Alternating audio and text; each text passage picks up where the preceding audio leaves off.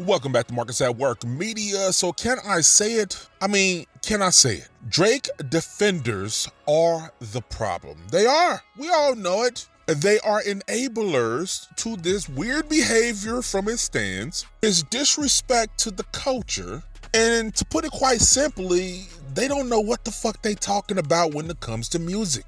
I don't know, but man, that go hard about defending Drake. Y'all are DL. On my mama, y'all are DL. Like, y'all seriously be having this man as your profile picture. Y'all are weird. Weirdos. The next time I hear somebody defend Drake on this app, I'm gonna be like, oh, you mean certified lawyer boy? Oh, you mean Mr. Let me call my mommy on you? Oh, you mean I'm doing something that is not traditionally anything related to hip hop and it shows that I'm spineless? Is that who you're referring to? Call Drizzy by his name, okay? It's not Drake, it's not Aubrey Graham, that's his government. You gotta call him the guy that's suing hip-hop. You gotta call him the guy that's crying over a rap battle. You gotta call him by his name.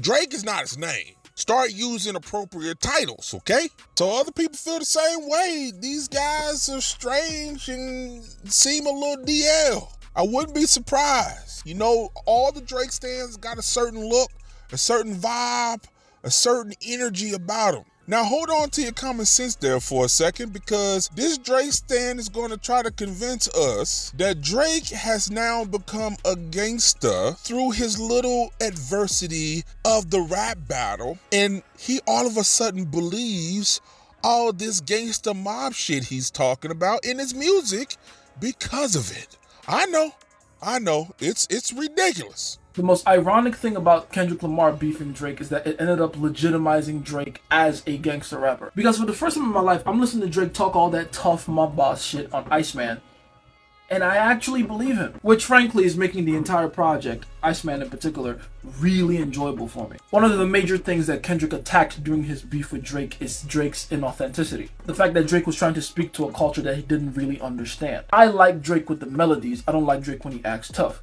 Kendrick said that in Euphoria. And it was something I pointed out to at the time. I likened Drake's persona in rap to Tupac's, a theater and performing arts kid playing the role of a gangster. I always said that I found it hard to believe Drake in his rap lyrics, because who's gonna believe that the grassy kid all of a sudden has turned into a legitimate gangster rapper? Until now, because Drake has been legitimized by the Kendrick beef in public. We did see him get attacked on multiple angles. We saw his reputation get tarnished. We did see people that appeared to be his close friends switch up on him and join the enemy side. Hell, you might have forgotten about this, but there were legitimate shootings going on around him during that Kendrick beef. So needless to say, when I hear him talk tough on the track, and I hear him flesh out complex concepts like deep mistrust and betrayal, or I hear him say things about rolling 200 deep with the squad, I believe him now. The Kendrick beef solidified him as an authentic gangster rapper.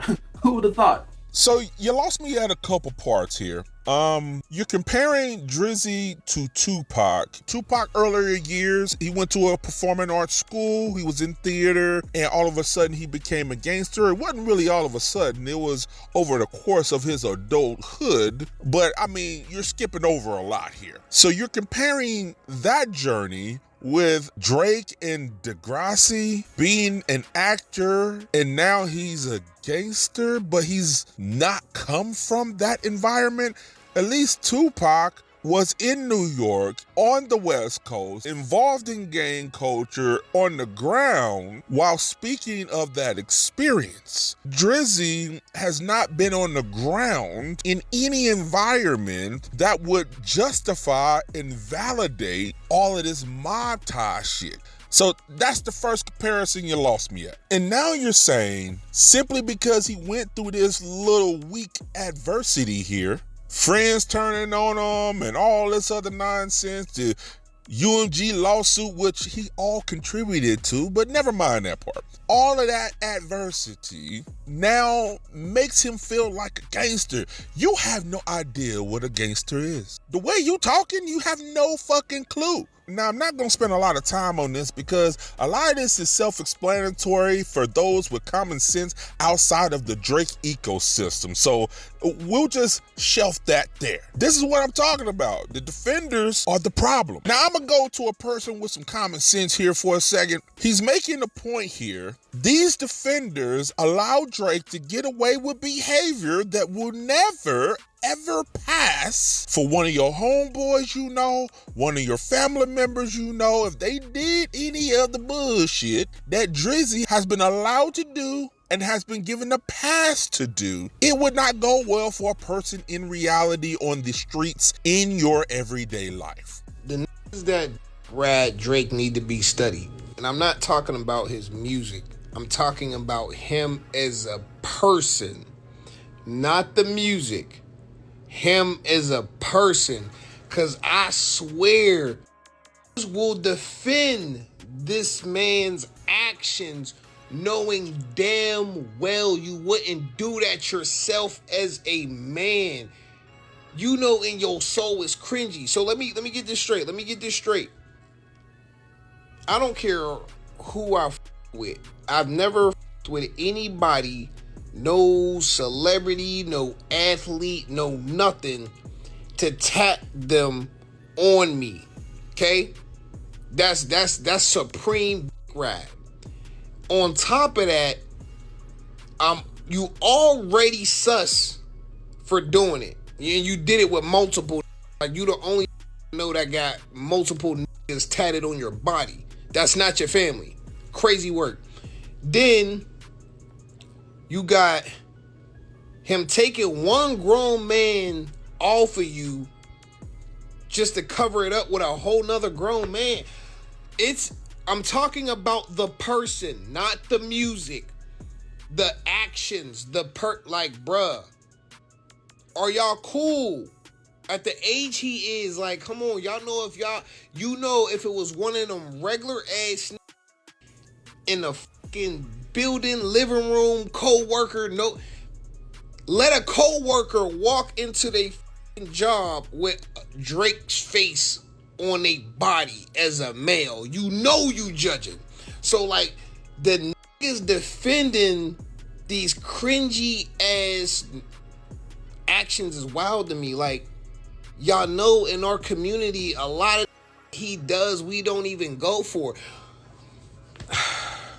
Great points. I agree wholeheartedly with what he's saying. Now let's end this out with another scratcher, okay? I know. Hold on to your hard hats because they're saying we're so concerned about Drizzy and all this other important stuff is going on. We should be more concerned about our politicians and Trump, stuff that has a real world impact on our lives other than Drizzy.